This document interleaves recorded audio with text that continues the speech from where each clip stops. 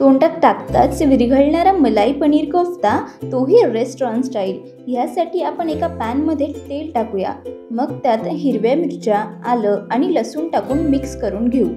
त्यात उभा चिरलेला कांदा टाकू, तोही मिक्स करू आणि टोमॅटोचे काप घालून आता हे मिश्रण पुन्हा मिक्स करायचे आहे.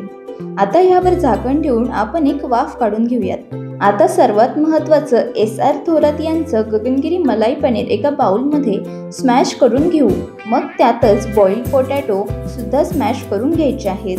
त्यामध्ये बारीक चिरलेली कोथिंबीर, चवीनुसार मीठ, थोडं लाल तिखट आणि काळे मिरे पावडर घालूयात आणि 2 चमचे कॉर्नफ्लॉवर टाकून हे मिश्रण एकजीव करून मळून घ्यायचं आहे.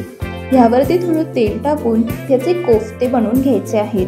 तयार कोफ्ते पुन्हा कॉर्नफ्लॉवरने कोट करायचे आहेत. आता आधी परतलेल्या व्हेजिटेबल्सच्या ग्राइंडरमध्ये ग्रेव्ही करून घेऊयात. त्याचप्रमाणे वाफळलेल्या काजू आणि बदामची देखील आपण ग्रेव्ही करून घेणार आहोत.